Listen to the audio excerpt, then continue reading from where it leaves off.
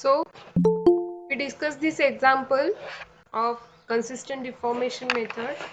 So what is the moment area method? In that, slope, formula for slope is equal to, what is the formula in moment area method to calculate slope?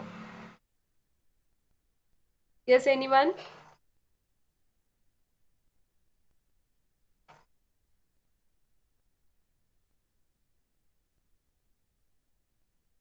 What is the formula to calculate slope by using moment area method?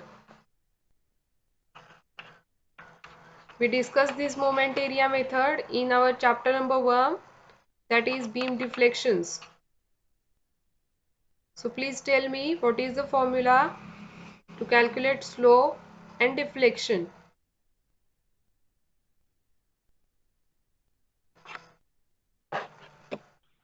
Slope is equal to area bending moment diagram divided by EI.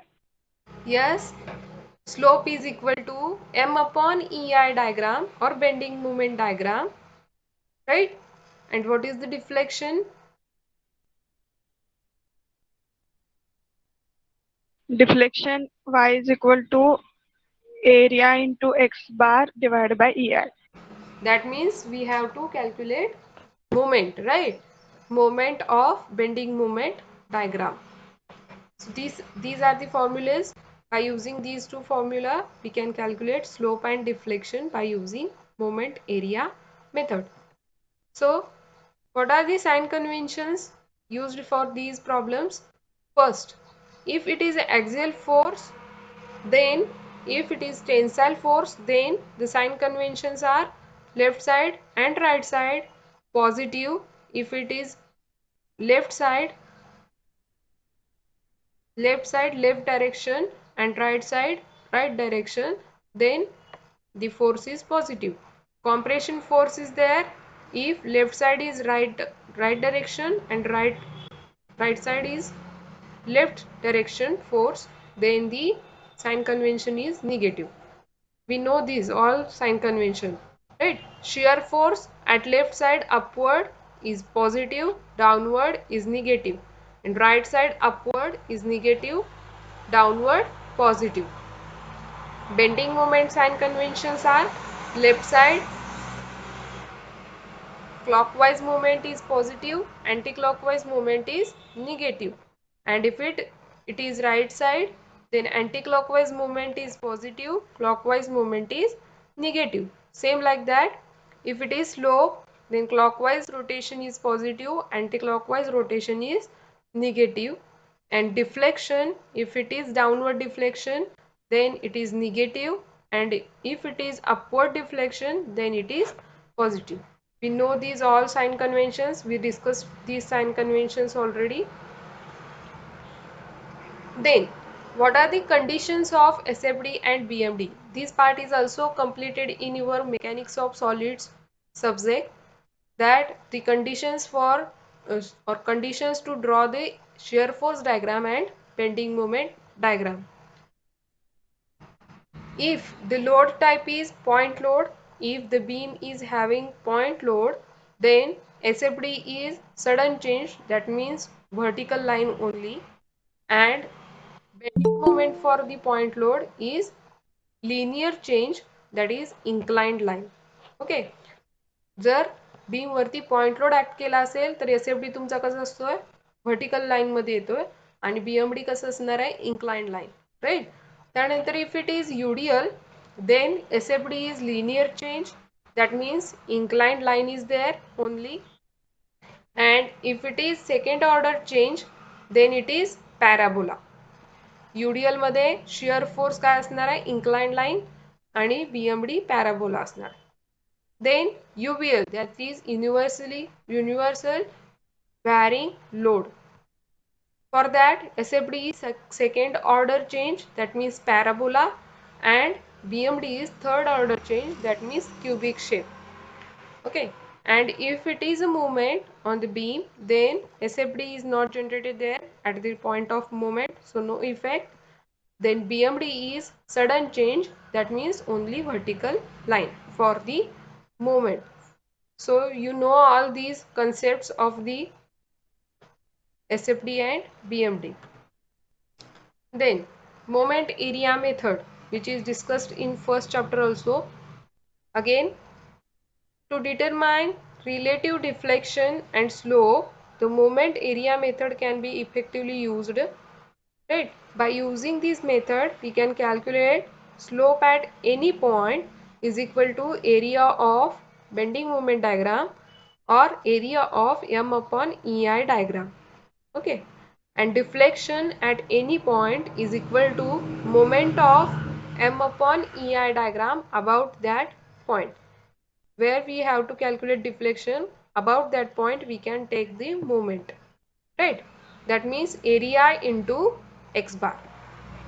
Moment formula for deflection is A into x bar, that means moment of the bending moment diagram.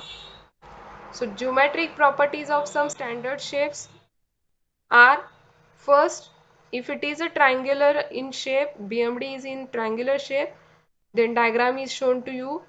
This triangle is shown. If CG is here, then at this point from CG to the left end of this triangle, the x bar is denoted by x bar A, and at right side it is denoted by x bar B. Total length of the triangle is L and height is denoted by H. Okay. Then what is the area of triangle? That is half into length into H. That means half base into height. Base is L meter. So the formula is L by 2 L into H. Then x bar calculation. For triangular shape, the x bar A, that means left side, is equal to L plus small a divided by 3. Small a is nothing but this distance, CG to left side distance is small a divided by 3. Then x bar B is equal to L plus B divided by 3. Then right angle triangle is there. Then same condition, CG at left side x bar A, at right side it is x bar B, which is denoted as like this. Then H is the height of this triangle and L is the length of this triangle. Area is same because it is also triangle. The area of triangle is half into L into H. Then CG at left side it is L by 3, and at right side, that is x bar B is equal to 2L divided by 3. Then if it is parabola, then for parabola length is same L meter, height is H, x bar A for left side CG, and for right side CG it is x bar B. Area of parabola is calculated by 1/3 into L into H. And x bar A, that means the left side CG, is calculated by using L by 4, and x bar B is equal to 3L divided by 4. And last one is the half parabola. It is a parabola, not a half circle. It is half parabola. Same, the length of this parabola is L, height is H meter, and area is calculated as 2/3 into L into H. And x bar A is equal to L by 2 and x bar B is also L by 2 due to symmetry. So we know these all formulas also. Triangle, for triangle, x bar A is L plus A divided by 3 and x bar B is L plus B divided by 3. Remember this one is the new. Okay. Now, suppose we analyze this propped cantilever which is shown in this diagram, which is given to you.